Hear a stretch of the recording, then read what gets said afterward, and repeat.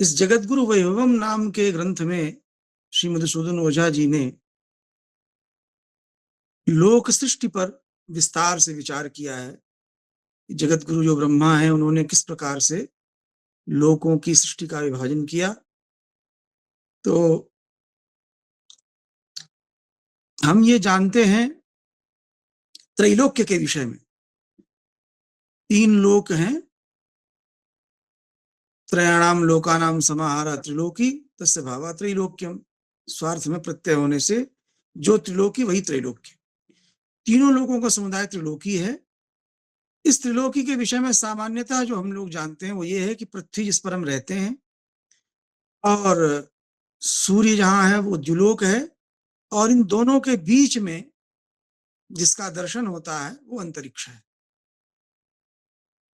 पृथ्वी और द्युलोक के बीच में द्यावा पृथिव्यो मध्ये अंतरा यदि इक्षते तदंतरिक्षम। तो लेकिन ये त्रैलोक्य किस प्रकार से ब्रह्मा ने विभाजन किया और किस प्रकार से इसमें कालक्रम से भेद होता रहता है, इस पर ओझा जी ने बहुत ही विस्तार से और विभागशा विवेचन किया है। मैं उसका श्लोक क्रम से कहीं कहीं पाठ और कहीं कहीं सारांश प्रस्तुत करूंगा। तो 2 प्रकार के ब्रह्मा माने। एक तो दिव्य ब्रह्मा अर्थात जो देवता ब्रह्मा है, इनकी पुराणादि में चर्चा है। पृथ्वी पर भार बढ़ जाने पर जिनकी प्रार्थना की जाती है और जो भगवान विष्णु आदि से प्रार्थना करके अवतार की प्रार्थना करते हैं। तो दिव्य ब्रह्मा का अवतार नर ब्रह्मा। तो लोक सृष्टि के प्रारंभ में मधुसूदन ओझा जी पहला श्लोक ये वर्णित करते हैं, दिव्य ब्रह्मावतारोयम नर ब्रह्मा महाशया दिव्य ब्रह्म प्रेरितया शक्त्या लोकान व्यचालयत। पहले जो लोक की अवस्था थी, प्रत्येक काल में, क्योंकि अनेकों युग बदलते रहते हैं, ब्रह्मा तो एक कल्प भर रहते हैं, तो प्रत्येक युग भेद से त्रैलोक्य की व्यवस्था में किंचित परिवर्तन होता रहता है। तो समय समय पर दिव्य ब्रह्मा के अवतार नर ब्रह्मा हैं। उन्होंने दिव्य ब्रह्मा के द्वारा प्रेरित शक्ति से लोकों की व्यवस्था को विचलित कर दिया, मैंने किंचित परिवर्तित कर दिया। क्या परिवर्तन हुआ? तो कहते हैं कि पहले ब्राह्म युग से पहले पृथ्वी का जो उच्च स्थान था उसको यज्ञ की वेदी बनाया गया था। आज भी हम देखते हैं भूतल पर हम वेदी बनाते हैं, यज्ञ की वेदी थोड़ा उच्च होनी ही चाहिए ताकि आसपास से रक्षा भी हो सके, जल इत्यादि का प्रवेश न हो। तो पृथ्वी का जो उच्च स्थान है वो यज्ञ के लिए वेदी के रूप में बनाया गया था। पहले केवल इतना ही विभाग था, लेकिन ब्रह्मा ने जब विभाग किया ब्राह्म युग में तो सभी पृथ्वी को 3 भागों में विभाजित किया। तो हम जो जानते हैं त्रैलोक्य, वो त्रैलोक्य भी अभी हम देखेंगे। पृथ्वी पर भी त्रैलोक्य बताया, द्युलोक में भी त्रैलोक्य बताया और अंतरिक्ष में भी त्रैलोक्य बताया। तीनों जगह 3-3 विभाग करके इन्होंने त्रैलोक्य समझाया। तो ब्राह्म युग में संपूर्ण पृथ्वी को पुनः त्रिधा विभाग किया गया और उसमें 3 भाग हैं। अब इनका जो त्रैलोक्य है उस त्रैलोक्य में 3 भाग करते हैं, लोक, अलोक और दिक्। लोकालोकौ दिक्चेत्यथलोकेऽस्मिन् पुनः कृता भागाः पूर्वं कृता त्रिलोकी स्वर्गे लोके च सप्तलोकाः स्युः। इस त्रिलोकी के 3 भाग हैं सर्वत्र, लोक, अलोक और दिक्। यद्यपि इस लोक में वर्ष, जैसे हम जानते हैं भारत वर्ष, किम पुरुष वर्ष इत्यादि अनेकों 9 वर्ष हैं, तो इनमें लोक में वर्ष और वर्ष में द्वीप होते हैं। फिर भी प्रधानता लोक की होने से पहले ओझा जी ने कहा कि हम लोक की विवेचना करेंगे। लोकानाम वर्षाणाम द्वीपानाम चेत्थमेतेषाम व्याचक्ष्महे विभागान क्रमशस्तत्रास्ति मुख्यतो लोकः। लोक मुख्य है। तो पहले 2 भागों में बांटा इन्होंने। श्री ओझा जी कहते हैं कि 2 भाग हैं मनुष्यों के, एक सभ्य मनुष्य, एक असभ्य मनुष्य। तो सभ्य मनुष्यों के निवास के लिए ब्रह्मा ने लोक की व्यवस्था की। लोक में जो रहते हैं वो सभ्य लोग हैं। यहां लोक का तात्पर्य है जिसको प्रकाश, जहां प्रकाश हो, लोक्यते इति लोकः। तो प्रकाश में ही दर्शन होगा, जिसे देखा जाए वो लोक है, और जिसे न देखा जा सके या कठिनाई से देखा जा सके, मंद प्रकाश हो, वो अलोक है। तो कहा विशिष्ट साधारण वास भेदात वास व्यवस्था द्विधा कृतासीत देशोस्ति यह सभ्य निवास हेतुर यत्र व्यवस्था नियता स लोकः। सभ्यों की निवास की जहां व्यवस्था की गई वह है लोक। देशो निवासाय कृतो विभज्यते लोकोप्यलोको दिगितित्र भेदतः लोकस्य यत्र स्थितिरस्ति संपदा दैव्यास्त्यलोकत्वमितोपसव्यता। जहां पर दैवी संपदा से संपन्न लोग रहते हैं वो है लोक, और जहां पर आसुरी संपदा वाले लोग रहते हैं वो है अलोक। जो हम गीता में भगवान ने 16वें अध्याय में दैवासुर संपत्ति विभाग योग नाम के अध्याय में दैवी और आसुरी संपत्ति का विवेचन किया है। अभयम सत्व संशुद्धि ज्ञान योग व्यवस्थिति दानम दमश्य यज्ञश्च स्वाध्याय पार्जवम से आरंभ करके दैवी संपदा, और फिर दंभो दर्पो विमानश्च क्रोधा पारुष्यमेव च, ये सब जिनमें रहते हैं वासुरी संपदा। तो दैवी संपदा से संपन्न लोग जहां रहते हैं वह लोक है। और लोक और अलोक वह है जहां पर आसुरी संपदा के लोग रहते हैं। और इन दोनों के किनारे पर, अर्थात लोक और अलोक की जो संधि स्थान है और जो किनारा है जहां पर ये दोनों लगते हैं, उसे दिक् या प्रत्यंत देश कहते हैं। हम जानते हैं उपनिषद में भी इसको प्रत्यंत देश कहा है, दिगंत कहा। तो लोक और अलोक की संधि में दिक् का व्यवहार होता है, और उसे प्रत्यंत देश को, माने सीमावर्ती देश को दिक् कहते हैं। वहां पर तो लोके, अब संक्षेप में कह दिया एक ही श्लोकार्ध में, लोके समर्याद जना अलोकतः स्वैराशया दिक्षुतु हीन वृत्तयः। लोक में मर्यादा से युक्त लोग रहते हैं, जो वेद शास्त्र की मर्यादा को मानते हैं, आपस में मर्यादा को भी मानते हैं, वो जहां रहते हैं वह लोक है। और अलोक में स्वैराशया, स्वैरः स्वच्छंदः आशयः येषाम ते स्वैराशया, मन मर्जी करने वाले लोग जहां रहते हैं वो अलोक है। जो किसी मर्यादा को नहीं मानते, अपनी इंद्रियों के अनुगामी होते हैं, मन इंद्रियों कहती वही करते हैं। दिक् तो, लेकिन ये भी शक्ति संपन्न होते हैं, बस इतना ही स्वैराचारी होते हैं। दिक्षुतु हीन वृत्तयः, लेकिन जो इनके संधि स्थान में रहने वाले दिक् भाग, उसको जिसको हम दिक् कह रहे हैं, उस भाग में रहने वाले जो लोग हैं वो हीन वृत्तयः, वो हर दृष्टि से, शक्ति की दृष्टि से भी हर दृष्टि से हीन आचरण वाले होते हैं। फिर प्रकाश की दृष्टि से समझा रहे हैं। प्रकाश की दृष्टि से भी तीन विभाग हैं। प्रकाश भागे भुवने जने च प्रवर्तते खल्वपि लोक शब्दः यावान प्रकाशोस्ति रवे सलोकः प्रकाश शून्य पुनरस्त्य लोकः। प्रकाश जहां पर है ऐसे भुवन को भी लोक कहते हैं, और जिसमें प्रकाश है ज्ञान आदि का, वह जन भी लोक है। और जहां तक सूर्य का प्रकाश होता है, यावान प्रकाशोस्ति रवे सलोकः, जहां तक सूर्य का प्रकाश होता है वह लोक है, और जो प्रकाश शून्य है वह अलोक है। ईशावास्य उपनिषद में भी आता सूर्या नामते लोका अंधेन तमसावृता। तो असूर्यान लोक होते ही हैं जो अंधतमस से आवृत होते हैं, उनको अलोक कह रहे हैं। अब ये जो लोक की व्यवस्था है ये तीन प्रकार की फिर बांटे। लोक की व्यवस्था को तीन भागों में बांटा। लोक व्यवस्था त्रिविधा विवक्ष्यते सौरी तथाग्नेयपि मानसीतरा ब्रह्मा सूर्योग्निरथो जगत गुरु लोक व्यवस्थाम तनुते पृथक पृथक। जो जगत गुरु ब्रह्मा है वही सूर्य है, अग्नि ही उनका रथ है। ब्रह्मा और सूर्य में अभेद मानते हैं। जैसे ब्रह्मा सृष्टि करते हैं वैसे सूर्य का नाम सविता है, तो कहीं ब्रह्मा और सूर्य अभेद में उनकी गिनती होती है। तो जैसे सूर्य सविता है, लोगों का सर्जन करता है, वैसे ही ब्रह्मा भी सविता सवित्र स्थानीय ब्रह्मा के द्वारा बनाई गई लोक व्यवस्था तीन प्रकार की है।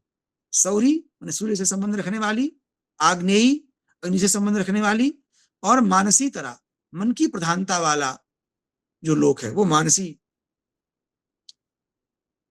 तो पहले सौरी लोक व्यवस्था को बतला रहे हैं।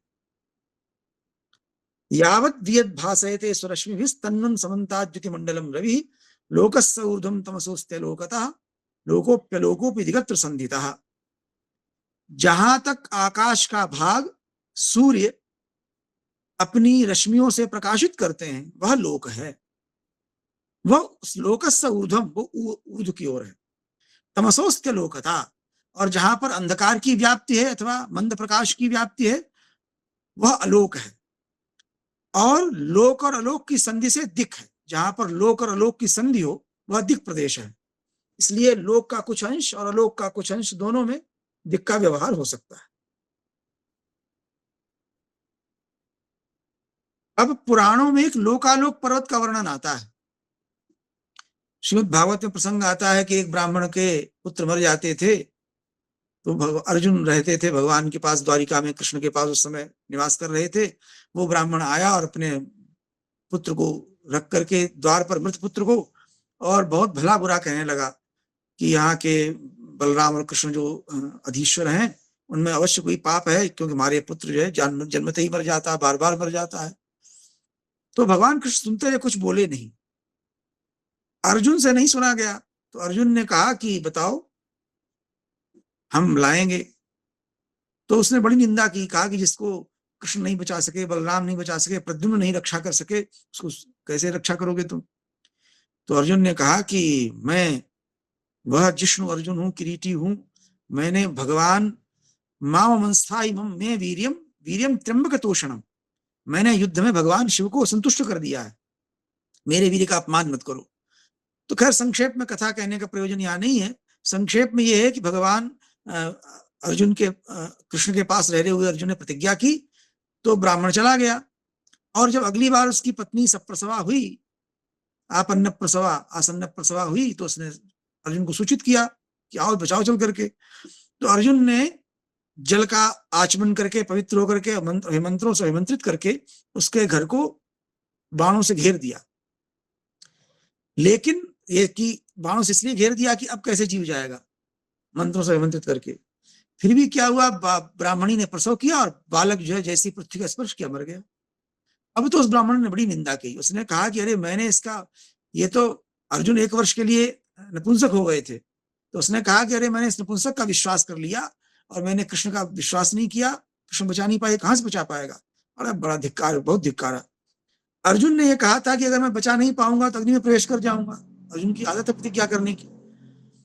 तो अग्नि में प्रवेश करने चले अर्जुन, कहा कि मैं बचा नहीं पाया, मेरी प्रतिज्ञा विफल होगी, मैं अग्नि में प्रवेश कर जाता हूँ। जब अग्नि में प्रवेश करने लगे, भगवान कृष्ण ने पकड़ लिया इनको हाथ और कहा कि रुक जाओ, तुम अपने को नीचा मत समझो, मैं रहस्य समझाता हूं तुमको। तो भगवान कृष्ण ने इनको रथ पे बैठाया और दक्षिण दिशा की ओर रथ हाँक दिया। तो कहते हैं कि वो चलते चलते चलते चलते एक लोकालोक नाम का पर्वत आया। तो लोकालोक पर्वत क्या है? लोकालोक पर्वत के इधर जो पृथ्वी है उसमें प्रकाश है सूर्य का, और उधर पर्वत आदि के कारण सूर्य का प्रकाश उधर पहुंचता नहीं है, उधर अंधकार ही अंधकार है। तो लोकालोक पर्वत जो है वो प्रकाश और अंधकार की सीमा है पृथ्वी पर। उस लोकालोक पर्वत के पार जब भगवान का रथ गया तो उनके घोड़ों को दिखाई नहीं पड़ने लगा, अंधकार के कारण घोड़े मार्ग भटकने लगे। तब भगवान कृष्ण ने सुदर्शन चक्र का को आदेश दिया कि प्रकाश करो। तो उसी लोकालोक पर्वत का ये इस समय यहाँ उल्लेख कर रहे हैं जो पुराणों में लिखित है कि लोको यस्मात् अंतरे स्थित प्रकाशो यस्मात् ध्वांतम बाह्य भागे स्थिलोका तस्मात् संधिस्थानमाहु पुराणा लोकालोकम तत्र लोक समाप्तः। हमारे जो प्राचीन ऋषि हैं, पुराणा ऋषया, तम संधिस्थानम लोकालोकम प्राहु। जहां के उधर अंधकार ही अंधकार है, इधर प्रकाश ही प्रकाश है, उस संधिस्थान को पुराण ऋषियों ने लोकालोक कहा है। वहां पर यह लोक समाप्त हो जाता प्रकाश का भाग। तो ऐसे लोकालोक को ने संधिस्थान में रखा है। भूतान्याहुर दैवतानप्यमुष्मिन् लोके लोकान लोकी लोका विभेदात् लोके तस्मिन् लोकिता लोकिनाम भक्ति भेदात् सिद्ध्यत्यन्ये त्यांतरा के भी भेदा। अब जहां जिसका भाग है, भक्ति का अर्थ यहाँ भाग है, उसके आधार पर अनेकों आंतरिक भेद भी होते हैं। अब ये जो 7 लोक हैं उनको बतलाने के लिए जो हमने सुना है, भू भुव स्वा महाजना तपा सत्यम, और नीचे भी 7 सुना है, तो उसको पंच महाभूतों के अनुरोध से, भूतों के अनुरोध से 7 लोकों का एक वर्णन कर रहे हैं। इस 7 लोकों में पंच महाभूत हो गए, पृथ्वी जल अग्नि वायु आकाश, 5 ये हो गए, और प्राण और चित्त 2 मिला के 7। माने इनकी प्रधानता से 7 लोकों की कल्पना की गई। पूर्वम परेणावृतमस्ति पृथ्वीं द्वारकाश सप्तावरणा पृथक स्युः। तो इस प्रकार से ये जो 7 हैं, प्रत्येक लोक में 7 आवरण होते हैं। पृथ्वी के जल का, अग्नि, वायु, आकाश और प्राण और चित्त, इनकी प्रधानता वाले 7 आवरण होते हैं। तो पृथ्वी भी सप्तावरणा है, चंद्रमा भी सप्तावरण है, सूर्य भी सप्तावरण वाला है, और पूर्व पूर्व वाला जो है दूसपर से आवृत है। अर्थात ये तो हम जानते ही हैं, पृथ्वी जल से आवृत है, जल तेज से आवृत है, तेज वायु से आवृत है, वायु आकाश से, आकाश प्राण से, प्राण चित्त से। देवानुरोधेन, ये व्यवस्था भूत की है, भूत के अनुरोध 7 लोक है। अब देवताओं के अनुरोध से बतला रहे हैं। देवानुरोधेन च भूर्भुवस्वर महारजनश्चापि तपस्य सत्यम एभ्य परस्तात् परो रजाय सोलोक आहुस्तम लोक लोकम।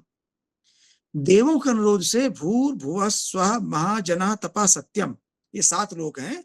इनसे परे जो है वो परो रजा, अर्थात इन 7 लोकों तक रजोगुण की किंचित व्याप्ति है, किंतु इनसे परे जो लोक है वो परो रजा, रजोगुण से परा हुआ लोक है, वो अलोक है। अर्थात वहां पर सूर्य चंद्रमा इत्यादि का प्रकाश नहीं है, लेकिन फिर भी वहां प्रकाश होता है। तम लोक लोकम, इसको भगवान कहे हैं कि आप ब्रह्म भुवनाल लोका पुनरावर्ती अर्जुन, ब्रह्मलोक तक सभी लोग पुनरावर्ती हैं, वहां तक जाने पर लौटना पड़ता है। और भगवान के लोक में न तद भासयते सूर्य न शशांको न पावका यद गत्वा न निवर्तन्ते तद्धाम परमम महत्। इसलिए कह रहे हैं अलोक लोका, सूर्य आदि का प्रकाश न होने से अलोक है, लेकिन वो स्वयं प्रकाश है, इसलिए लोक है। आनंदम सज्ज्योतिषाम ज्योतिरेतत् सूर्याद् यस्याम दिश्य लोकेस्ति लोकः तस्याम जीव प्रेति यस्तस्य मुक्तिर्दिश्यन्यस्याम अंधकारेस्य पातः। तो यदि जीव सूर्य से उस दिशा में जाता है जहां पर 7 के पार ब्रह्मलोक सुपर वाले लोक में सूर्यमंडल का भेदन करके उसमें जो जीव जाता है उसकी मुक्ति होती है, और अगर अन्य दिशा में जाता है, अन्य दिशा में, तो अंधकार में इसका निपातन होता है, फिर पुनरावर्तन होता है। ये जो ब्रह्मलोक से परे लोक है, ये आनंद और ज्योति मात्र, सत्ता मात्र से उपलक्षित है। आग्नेयी लोक व्यवस्था, अब आग्नेयी लोक व्यवस्था, ये सौरी लोक व्यवस्था थी प्रकाश के आधार पर। पृथ्व्याम परज्योतिषि यत्र चार्धैः सूर्यांशवो यान्ति दिवं स लोकः ततो विपर्यस्तति शिप्तलोको भूच्छायार्कद्युतिमान्यतश्च। दैवी संपद यस्य जीवात्मनि स्यात् ऊर्ध्वैर्लोकैः सत्त्रिभिर्याति सूर्यम् आसुर्यान्यः संपदा यात्यधस्तात् भूच्छायां वा मंदगम वा तमोन्धम। पृथ्वी जो है परत ज्योति है, पृथ्वी के आगे चल के समझाएंगे, अर्थात दूसरे के प्रकाश से जो प्रकाशित हो वो पृथ्वी है। वहां पर पृथ्वी के आधे भाग में सूर्य की किरणें पृथ्वी पर पड़ करके फिर द्युलोक में लौट जाती हैं, तो पृथ्वी पर पड़कर जहां तक फिर परावर्तन होकर जाती हैं वो सब लोक है। उससे विपर्यस्त दिशा में जहां पर सूर्य की किरणें नहीं पड़ती हैं, पृथ्वी की छाया पड़ती है और वहां की अर्क की द्युतिका मंदता होती है, वहां पर अर्क की द्युति की मंदता से और भूत छाया से उसे अलोक कहते हैं। ये अर्क की द्युति की मंदता वैसी ही है जैसे कि सूर्य का प्रकाश बाहर होता है और अगर हम थाली इत्यादि दिखाएं तो कमरे में भी उसका परावर्तन होता है, लेकिन वहां पर कमरे में कमरे की छाया भी होती है, तो वहां द्युति की मंदता होती है। वैसे ही पृथ्वी के अर्धभाग में परावर्तित किरणों के प्रकाश से और भूत छाया से, प्रकाश की मंदता होने से वो अलोक कहा गया है। ये आग्नेयी लोक व्यवस्था है, अर्थात सूर्य की किरणों में जो निहित अग्नि है उसका जहां पर प्रभाव हो वो लोक, जहां पर उसका मंदता हो अर्क की द्युति की भू की छाया से, वो अलोक है। और दोनों की संधि भाग में दिख होगा वो पहले बता दिया। अब मानसी लोक व्यवस्था बतलाते हैं। इत्याग्नेयी लोक संस्था यथासी तदवत भूमौ मानसी कल्पिता भूत। जैसे आग्नेयी लोक संस्था थी पहले, वैसे ही भूमि पर मानसी भी लोक संस्था हुई। अर्धम भूम्या दैवतार्धम सलोको धस्तादर्धम त्वासुरम दिक्तनार्या। भूमि के अर्ध भाग को ब्रह्मा ने देवताओं के लिए रख दिया और नीचे की ओर जहां प्रकाश नहीं जाता है उसको असुरों के लिए रख दिया, और इन दोनों के संधि भाग में अनार्य लोग रहते हैं, अर्थात जो वेदशास्त्री मर्यादा को न मानने वाले, हीन वृत्ति वाले हैं वो। नाभौ मेरुस्तुत्तरो यावत स्यात् भूभागस्य प्रान्ततो वैशून स्यात् तावान भागो देवलोकोपसव्यस्तस्या लोकस्सोऽसुरेभ्यः प्रतिष्ठः। नाभि में पृथ्वी के मेरु है, तो जिस भूभाग के उत्तर तक, नाभि पृथ्वी के मध्य स्थान में मेरु है, वहां से उत्तर तक जो है वो देवलोक है, और दक्षिण में अलोक है, वो असुरों के लिए ब्रह्मा ने प्रतिष्ठा दिया। अब ये कह रहे हैं कि पहले हमने जो बताया था लोक, अलोक और दिक, ये तीन भाग ये प्रत्येक लोक में होते हैं। अब प्रत्येक लोक, अलोक, दिक जो भाग है, लोक में भी फिर तीन भाग करते हैं, अग्नि, वायु और सूर्य के कारण। मैंने जहां पर अग्नि की प्रधानता है वो अग्नि का, जहां पर वायु की प्रधानता है वायु का, और आदित्य की प्रधानता आदित्य का। अब इसमें कहा कि इस कल्पना में थोड़ा थोड़ा भेद है। यद्वा त्रिधा कल्पनाया निमित्तम भिन्नम भिन्नम दृश्यते तत्र तत्र। ये जो त्रिभाग है तीन प्रकार का, इसमें इसके कल्पना में क्या निमित्त है, वो निमित्त भिन्न भिन्न है। भक्ति त्रेधम केनचित् हेतुना चेत् त्रैलोक्यम स्यात् कल्पितम तावतैव। तो चाहे किसी भी निमित्त से तीन तरह का विभाग हो, लेकिन त्रैलोक्य तो वैसा, तीन लोक तो रहेंगे ही, त्रैलोक्य भाग रहेगा। चाहे अग्निवायु सूर्य के निमित्त से तीन भाग करिए, चाहे वैसे ही। तो आगे चल के बताएंगे, इन्होंने फिर आगे चल करके ये जो 7 लोक हैं, इनमें भी तीन त्रैलोक्य की कल्पना की है। जैसे भू, भुव, स्वः।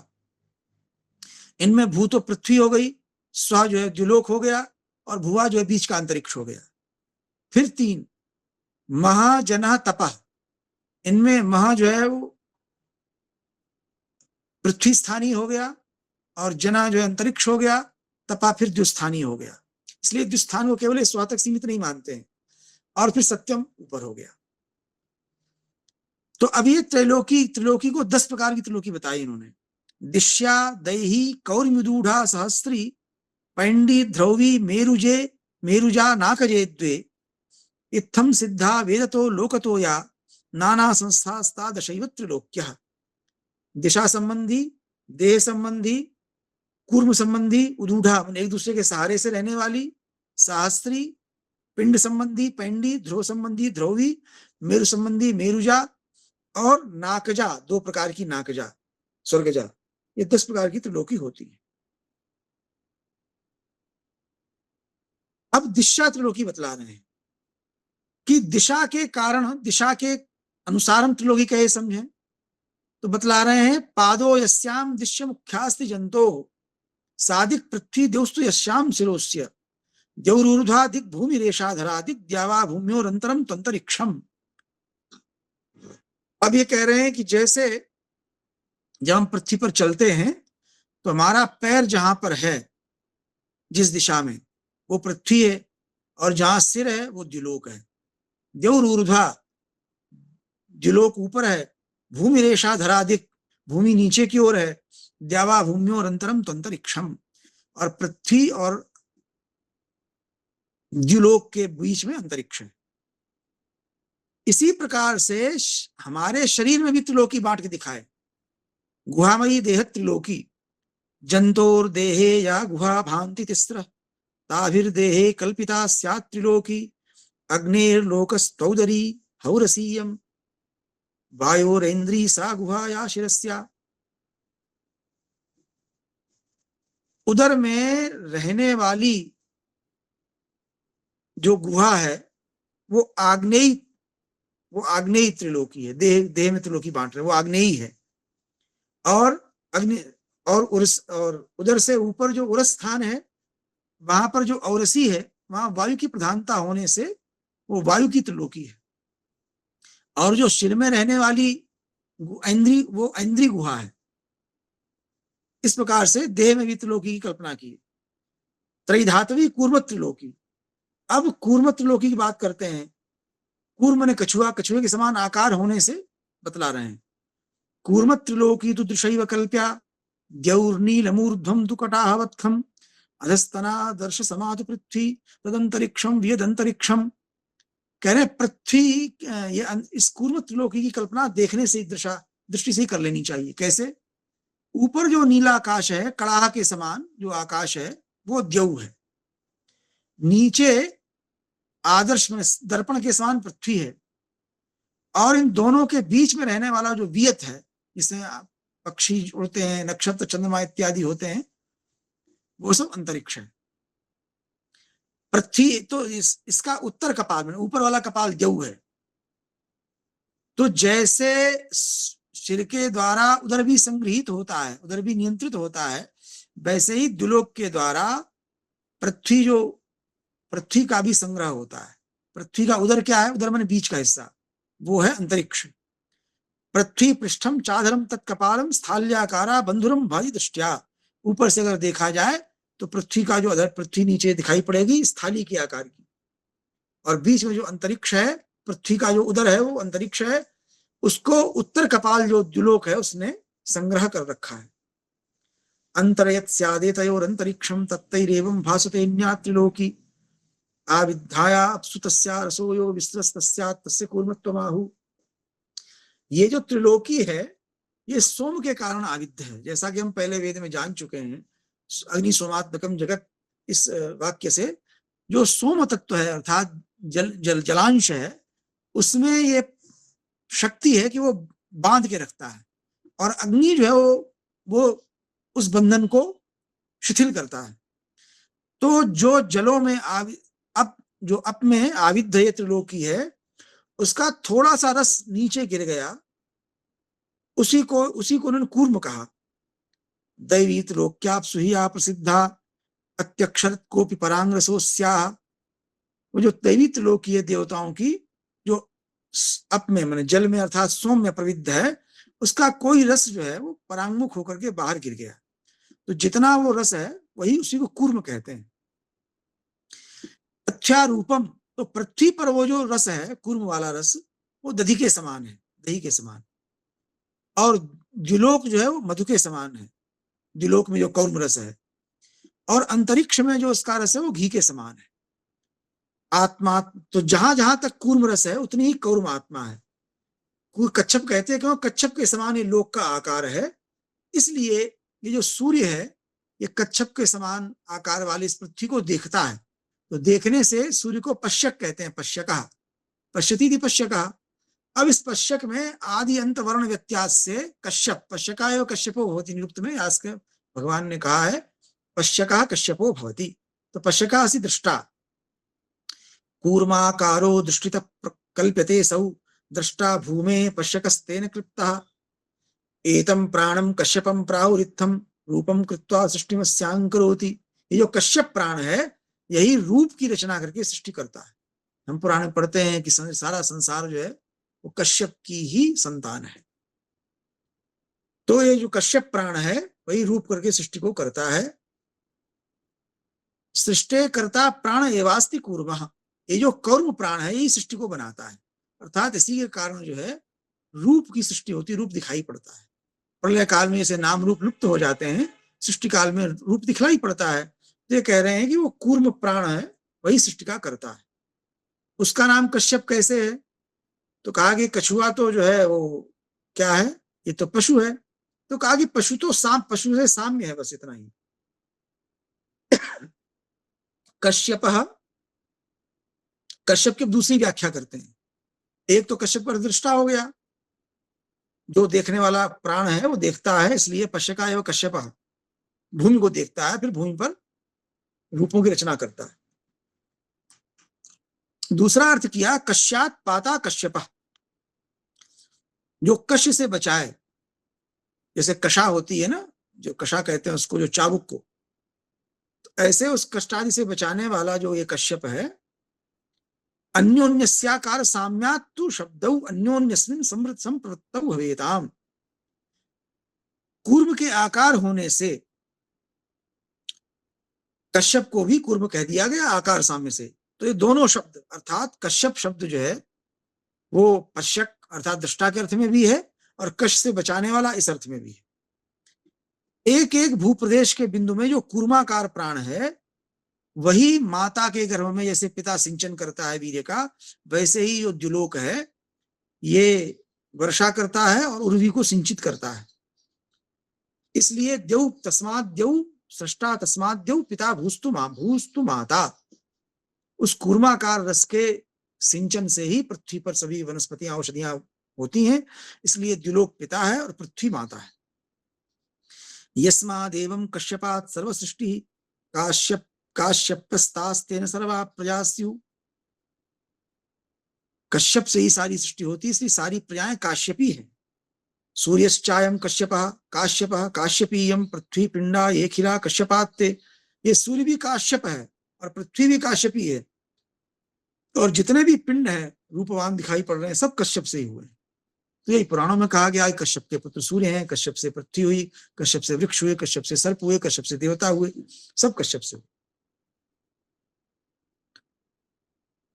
अब कह रहे हैं कि ये जो कूर्म, बार बार कूर्म क्यों कह रहे हैं, तो जैसे कूर्म में समस्त शरीर, कूर्म रक्षा करता है ना। कश्यात पाता का मतलब ये है कि अगर आप कछुए की पीठ बहुत कड़ी होती है, उस पर कुछ मार भी दें तो कुछ असर नहीं होता है। तो जैसे वो जो कूर्म है वो कश्यप है। क्यों कश्यप है? क्योंकि वह भी अपने जो पृष्ठभाग है उसको कश से बचाता है।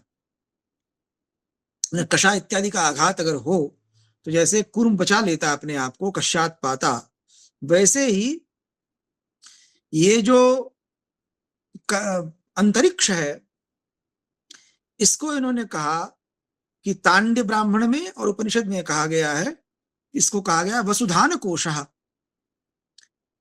ये जो सूर्य से ले सूर्य द्यौ पृथ्वी और बीच का अंतरिक्ष, ये सब कूर्म का शरीर है। इस कूर्म के शरीर को ही तांड्य श्रुति में और उपनिषद में वसुधान कोश कहा गया। वसुधान कोश एषोस्त्यस्मिन् निहितं विश्व वसु तांड्य श्रुतौ तथा चोपनिषदि तच्छूयते रूपम। विश्वम वसु माने संपूर्ण वसु अर्थात धन इत्यादि इन्हीं में निहित है। अच्छा, आप देख ही लीजिए, जिसे हम धन समझते हैं और जिसे धन नहीं समझते हैं, वो सब जो धन है, पृथ्वी धन है, पृथ्वी में रत्न धन है, वनस्पति धन है, औषधि धन है, जल धन है, और बीच में रहने वाले जो सूर्य चंद्र नक्षत्र तारा वर्षा इत्यादि ये सब धन है। ये न सृष्टि कैसे चले? तो ये जो पृथ्वी जुलोक और बीच का अंतरिक्ष, ये सब कूर्म शरीर है, इसको वसुधान कोश कहा गया है। संपूर्ण वसु इसी में निहित है। यद्यपि ऊपर भी 7 लोक हैं, लेकिन हमारे पृथ्वी पर रहने वालों के लिए 3 तक ही काम चल जाता है, क्योंकि अंतरिक्ष से वर्षा होती है, द्युलोक में सूर्य उसका प्रकाश हम प्राप्त करते हैं, वर्षा कारण बनता है। इसलिए मंत्रों में भी प्रायः भूर्भुवः स्वः 3 ही कह करके काम चल जाता है। अंतरिक्षोदर कोशो, छांदोग्योपनिषद से उद्धृत कर रहे हैं, अंतरिक्षोदर कोशो भूमि बुधनो न जीर्यति। भूमि बुधन माने मूल है इसका। ये जो वसुधान कोश है, अंतरिक्ष इसका उदर माने पेट है, भूमि इसका मूल है। दिशो यस्य स्रक्तयो द्यौरस्योत्तरम बिलम, और द्युलोक जो है दिशाएं इसका प्रांत भाग हैं, स्रक्ति हैं जहां पर कुछ स्रवित हो जाता है, और द्युलोक इसका ऊपरी बिल है। सएष कोशो वसुधानस तस्मिन् विश्वमिदं श्रितम। यही जो है कोश है जिसमें सारा विश्व अर्थात त्रिलोकी आश्रितम अस्ति। अब ये कूर्म त्रिलोकी में द्या पृथ्वी का शुत्युक्त लक्षण क्या है? तो शतपथ ब्राह्मण से ये उद्धृत करते हैं कि इसका चिन्ह हम क्या माने, तो लक्ष्मावस्थादस्ते मुष्यादिवो वै नक्षत्राणि मानि चंद्रश्च सूर्यः अस्या पृथ्व्यास्तु उपरिष्टाच्च लक्ष्मौ सद्यो वृक्षाग्निराप प्रजाश्च। इस द्युलोक के नीचे क्या लक्षण है, माने कैसे पहचाने कि द्युलोक क्या है?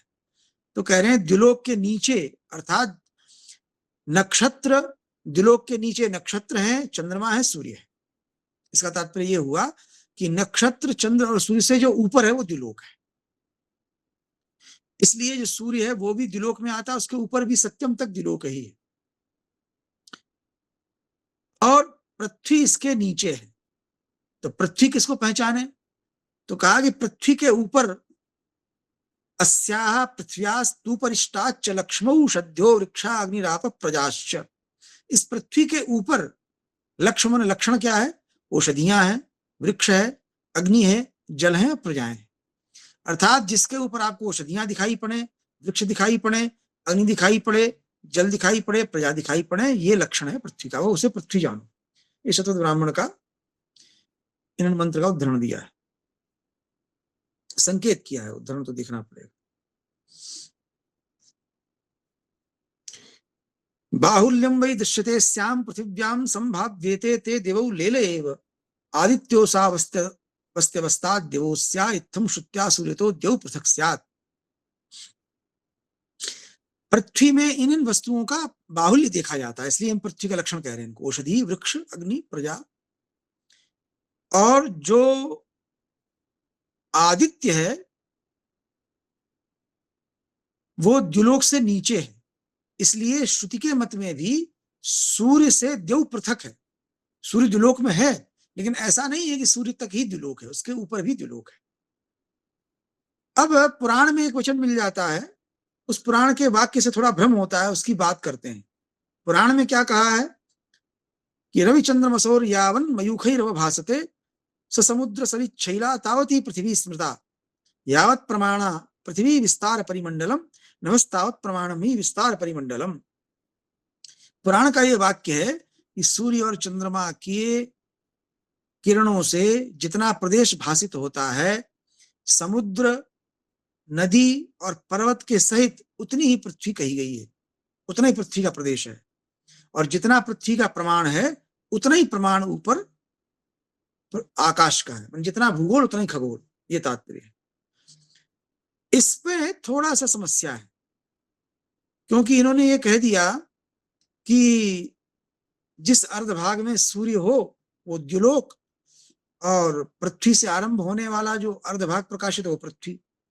तो इस पर ये कहते हैं कि यद्यपि सूर्य की प्रकाश से स्पृष्ट, सूर्य का प्रकाश जहां जहां स्पर्श करता है वो पृथ्वी का अर्ध ही पृथ्वी है। मैंने पुराण यही कह रहा है कि सूर्य का प्रकाश जहां तक हो सूर्य चंद्रमा का वही पृथ्वी है, और ये कह रहे हैं कि नहीं, पृथ्वी का जो अर्धभाग है वो पृथ्वी है, और जब तक व्योम का मंडल जहां तक दिखलाई पड़ता है, पृथ्वी से उसके दो खंड होते हैं, जिस भाग में सूर्य दिखलाई पड़ता है, संपूर्ण पृथ्वी पर एक बार में सूर्य होता नहीं, तो हम जानते हैं सूर्य का प्रकाश संपूर्ण पृथ्वी पर एक बार में पड़ता नहीं है। तो ये कह रहे हैं कि इस पृथ्वी का जो अर्धभाग है वही पृथ्वी नहीं है, पुराण में जो कहा गया है। यद्यपि सूर्य के प्रकाश से पृथ्वी का अर्धभाग ही स्पर्श होता है, और इसी प्रकार से द्युलोक का भी एक बार में अर्धभाग ही सूर्य से स्पष्ट होता है। तो इस प्रकार से देवाभूमि का समत्व है, एक बार में द्युलोक का अर्धभाग ही सूर्य के प्रकाश से प्रकाशित होता है, पृथ्वी का भी अर्धभाग प्रकाशित होता है। जब एक जगह सूर्यास्त होता है दूसरी जगह सूर्योदय होता है। तो ये कह रहे हैं किंतु ब्रूमो नास्ति पृथ्व्यास्तदर्धम दृश्यम दृष्टया दृश्यते यावदस्या। ये कह रहे हैं कि इसका तात्पर्य ये नहीं कि सूर्य के प्रकाश जितना दिखलाई पड़ रहा है अर्धभाग वही पृथ्वी, बाकी पृथ्वी नहीं है। इन्होंने कहा कि जो अर्धभाग नहीं दिखलाई पड़ता है वो भी पृथ्वी है, क्योंकि वो प्रांत भाग में संश्लिष्ट होने से वहां पर प्रकाश की कम व्याप्ति होती है। तावान स्वल्पोन्नतो भाग एवं प्रांते सृष्टो दृश्यते अर्धद्युभागे। ये जो पृथ्वी का अर्धभाग है सूर्य से प्रकाशित नहीं होता, वो द्युलोक में संश्लिष्ट रहता है। वैसे ही द्युलोक का जो अर्धभाग अप्रकाशित रहता है वो पृथ्वी में संश्लिष्ट रहता है। इसलिए केवल सूर्य के प्रकाश से प्रकाशित होने वाला ही पृथ्वी है, ऐसा विरोध नहीं समझना चाहिए।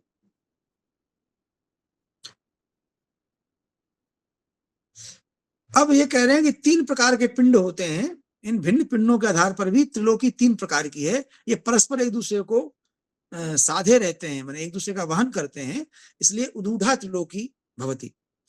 स्वतः प्रकाशो परतः प्रकाशो रूप प्रकाश त्रिविधा ही पिंडा देवैश्च भूतैश्च कृतास्तयेते तांस्तेन लोकान प्रवदन्त्यमीशाम। पिंड 3 प्रकार के होते हैं, स्वतः प्रकाश जैसे सूर्य इत्यादि, परतः प्रकाश चंद्रमा इत्यादि, और रूप प्रकाश रूप मात्र से ही जो प्रकाशित होते हैं जिनमें किरण आदि नहीं है। इस प्रकार से 3 प्रकार के पिंड होते हैं। इन पिंडों को देवताओं ने और भूतों ने किया है। भूतों में ना पृथ्वी जल अग्नि वायु इत्यादि इसके द्वारा बनाए गए हैं, इसलिए देवताओं के और भूतों के ये लोग कहे जाते हैं। जैसे पहले बताया इन्होंने, देवताओं की तरह से भूर्भुवः स्वः मजना तपः सत्यम, और जो 7 आवरण होते हैं पृथ्वी जल अग्नि वायु आकाश प्राण और चित्त, तो भूतों की दृष्टि से, तो इसलिए भूतों के और देवों के लोग कहे जाते हैं, क्योंकि समस्त पिंड देवताओं के द्वारा या भूत के द्वारा बनाए गए। पिंड स्वयं ज्योतिर्होच्यते द्यौ परज्योतिरिहांतरिक्षम पृथ्वी त्वमज्योति शिवच्मि पिंडे वायुयाद्य पिंडम च तथांतरिक्षम। कह रहे हैं जो द्युलोक है वो स्वयं ज्योति पिंड है वहां पर, इसलिए वो स्वयं ज्योति पिंड है, क्योंकि द्युलोक में सूर्य आदि जो है वो स्वयं ज्योति है, अपने प्रकाश से प्रकाशित है। अंतरिक्ष जो है, जहां पर कोई ज्योतिर्मय पिंड नहीं पाया जाता, वो उनकी ज्योति से प्रकाशित होता है, इसलिए वो परत ज्योति है। और पृथ्वी जो है वो रूपक प्रकाश वाले स्थिति में, पृथ्वी में अपना प्रकाश नहीं है, वो अपने रूप से ही प्रकाशित होती है। और जो वायु इत्यादि है वो पिंड है ही नहीं, वायुआद्य पिंडम तथांतरिक्षम, वायु इत्यादि तो पिंड ही नहीं, कोई दिखलाई नहीं पड़ता है, इसलिए अंतरिक्ष में रहने वाला जो वायु है वो अपिंड है। पृथ्वी तो पृथ्वी रविरस्त्ययम द्यौश्चंद्रश्च वायुश्च नभोन्तरिक्षम अत्राद्य भावेन रवे पृथिव्या परस्परम व्युद्वहनम प्रतिमः। रवि पृथ्वी को धारण करता है, पृथ्वी रवि को धारण करता है, इस प्रकार परस्पर एक दूसरे का उद्वहन करते हैं, इसलिए उदूढ़ा त्रिलोकी है। इस उदूढ़ा त्रिलोकी में क्या समझना चाहिए कि पृथ्वी तो पृथ्वी है ही है, जो सूर्य है वहां द्युलोक है, और चंद्र वायु और आकाश ये अंतरिक्ष में आएंगे, पृथ्वी और द्युलोक के बीच में। तो यहाँ पर रवि और पृथ्वी परस्पर एक दूसरे का उद्वहन करते हैं, ऐसा हम जानते हैं। अब सहस्त्री त्रिलोकी बताते हैं, यहां भी वही बात, फिर त्रिलोकी में ये चौथे लोक की बात भी लाते हैं, क्योंकि अग्नि वायु रवि और सोम को और जोड़ा है इन्होंने। अग्नि वायु रवि से हम जानते हैं अग्नि स्थानीय पृथ्वी है, वायु स्थानीय अंतरिक्ष है, और रवि स्थानीय द्युलोक है, जहां पर सूर्य वो द्युलोक, और जो बीच में पृथ्वी और द्युलोक के बीच में अंतरिक्ष वायु रहती है, और पृथ्वी पर अग्नि की प्रधानता है। तो जैसे कहा देवानुरोधा दिहतु त्रिलोकी तथा चतुर्लोक गतिश्च कल्पिता अग्निश्च वायुश्च रविश्च सोमश्चैते स्थिता यत्र तयेव लोका। तो अब ये फिर कह रहे हैं कि चार जैसे त्रिलोकी है वैसे चार प्रकार की लोक गति भी कही गई है, अग्नि वायु रवि और सोम। अर्थात ये कह रहे हैं कि एते स्थिता यत्र तयेव लोका। श्री ओझा जी का प्रतिपादन यह है कि अग्नि वायु रवि और सोम ये जहां जहां स्थित हो वो सब लोक है। अग्नि पृथिव्यस्ति तथा अंतरिक्षम वायुस्ततो द्यौरयमादितेय आपस्तु सोमस्तैमे पृथिव्याम सूर्ये च चंद्रे च भवन्ति भागाः। पृथ्वी में अग्नि की प्रधानता होने से अग्नि का भाग है, अग्नि की भक्ति है। अंतरिक्ष में वायु की भक्ति है, द्युलोक में आदित्य अर्थात सूर्य की भक्ति है, और जो सोम है जल में सोम की भक्ति प्रधानता है। इस प्रकार से पृथ्वी में चंद्र में और सूर्य में इसके भाग होते हैं। पृथ्वी में अग्नि की भक्ति है, चंद्र में सोम की, और सूर्य में अग्नि की, और अंतरिक्ष में वायु है ही है। तो यथास्य सूर्यस्य समन्ततोंशवस्तथा पृथिव्यापि सन्ति सर्वतः कृष्णासुते संप्रचरन्ति तन्मयी रात्रिर्दिवा भान्ति न सूर्य भावृता।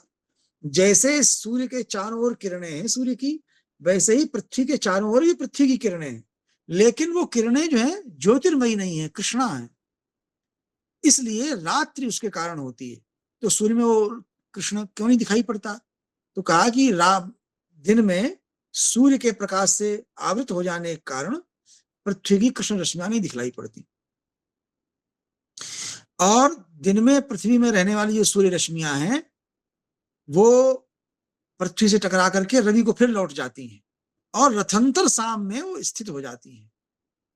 मैंने सूर्य रथ को जो पार कर जाती हैं इसलिए रथंतर कहते हैं। साम का अर्थ यहाँ सीमा है। तो ये त्रिलोकी हम क्रम से फिर विवेचना करते हैं। अग्नेर निवेशा ध्यसा त्रिलोकी सोमा चतुर्लोक गतिश्च क्लिप्ता। अग्नि के निवेश से त्रिलोकी है, अग्नि वायु अंतरिक्ष से, और सोम के ओर लग जाने से वो चार लोक हो जाते हैं। भूगर्भतोग्ने परितोस्ति विक्रमो भूपिंडतो यावति खे बहिर्बहि आलंबते तत्परतो दिगागत सोम समन्तात् वसुधाक्षर स्थिता। भूगर्भ से जो अग्नि है निकलती है, उसके परितः जो विक्रमण होता है भूपिंडतो या यावति खे बहिर्बहि, वहां पर दिशाओं से आया हुआ जो सोम है उसके कारण वसुधा टिकी हुई है। मैंने अग्नि जो है सोम का आलम्बन लेकर के स्थित होता है। बिना सोम के आलम्बन के अग्नि रह नहीं सकता, अगर केवल अग्नि रहेगा सब जला देगा, फिर टिकेगा कैसे? जैसे हम देखते हैं कि काष्ठ इत्यादि को जलाते हैं, जल जाने पर अग्नि नष्ट हो जाती है। तो यदि काष्ठ में सोम है, अग्नि उसको जलाती है, जब सोमांश नष्ट हो जाता है तो अग्नि भी नष्ट हो जाती है। तो बिना सोम के आलम्बन के अग्नि नहीं रह सकती। तो ये कह रहे हैं कि जहां तक सोम है वहां तक पृथ्वी है, और सूर्य उसी के आलम्बन से स्थित है, क्योंकि सोम को अग्नि का आलम्बन चाहिए। सोमावधिस्सा पृथ्वी विवक्ष्यते तस्यास्त्रयस्त्रिंशदहर विभक्तयः, उसकी 33 आहर विभक्तियां हैं। अंतस्त्रिकम पंचतुषट भक्तयः तत्र त्रिलोकी प्रथमास्त्रिभक्तयः। तो इस प्रकार से इन्होंने आगे फिर साहस्त्री और पैंडी त्रिलोकी, ध्रुव संबंधी त्रिलोकी की भी चर्चा थोड़ी सी मैं कर देता हूं, फिर बंद कर।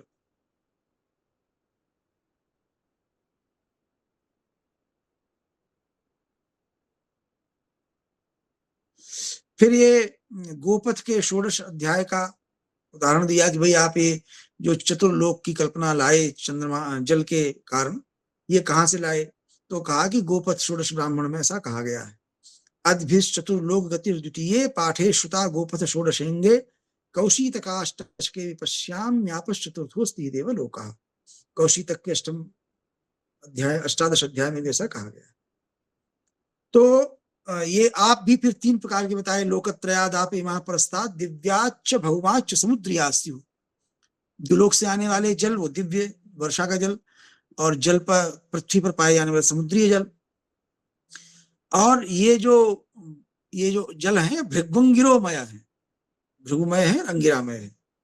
यमोग्निरादित्य त्रयम यत् तदंगिरो रूप मिहाप्नुवानम आपश्च वायुश्च स चंद्रमाश्चेत्याप्यायकम वै भृगुरूपमस्ति। सोम उनके लोक का पति है, जो जल का आपका लोक है उसका लोकपति सोम है। यम, अग्नि और आदित्य ये 3 अंगिरा के रूप को प्राप्त करते हैं, और आप, जल, वायु और चंद्रमा इनसे भृगु का रूप बनता है। तो ये दिव्या त्रिलोकी 3 प्रकार की है, इसको सहस्त्री कहा गया है, और इससे उदूढ़ा त्रिलोकी अन्य होती है। फिर पिंड भक्ति त्रिलोकी की बात किए हैं, फिर ध्रुव त्रिलोकी की और नाक त्रिलोकी की बात किए हैं। ध्रुव से 24 अंश तुल्य व्यासार्ध में, ध्रुव से 24 अंश त्रिज्या में द्युलोक रहता है। फिर 42 अंश की त्रिज्या में अंतरिक्ष है, और 20 अंश की 24 अंश की त्रिज्या में पृथ्वी रहती है। तो इस तरह से, और बाकी में दिग्भाग है, ऐसा इन्होंने कहा। तो इस प्रकार से ओझा जी का विवेचन बहुत विस्तार से है। फिर इन्होंने ये कह दिया कि ये सब शब्द जो हैं एक दूसरे के अर्थ में प्रयुक्त होते रहते हैं। अंत में इन्होंने जो कहा वो मैं कह करके विराम करता हूं। मेरुमूला त्रिलोकी, नाकमूला और अंश बताए। फिर उसमें महाभारत के प्रमाण से पृथ्वी पर भी, पृथ्वी में जो हिमवत पार्श्व में जो प्रदेश है वो द्युलोक है, ये बतलाए। और उसमें महाभारत का प्रमाण है कि पृथ्वी के उत्तर में जो हिमवत प्रदेश है वो, फिर ध्रुव के भ्रमण से मेरु प्रदेश में भेद किए, और अंत में कह दिए कि ये जो इसी प्रकार से पृथ्वी के अक्ष की भी गति होती है, अत्यंत मंद होती है। यत्रैव सोक्ष प्रतिष्ठति क्षितौ देशस्य मेरु प्रथतेनु तत्क्षणे तन्मेरुखस्वस्तिकमेव च ध्रुवं वदन्ति शब्दास्तदिमे विचालिनः। जहां पर ये पृथ्वी का अक्ष प्रतिष्ठित होता है उसी देश को हम मेरु कहते हैं। उस क्षण में, माने जिस काल खंड में पृथ्वी का अक्ष जहां रहता है उस देश को ये मेरु कहते हैं उस क्षण में, और उससे ऊपर वाले को मेरुखस्वस्तिक कहते हैं, उसी को ध्रुव कहते हैं। ये शब्द परस्पर अर्थ में इनका शब्द बदलता रहता है, विचाली होते हैं।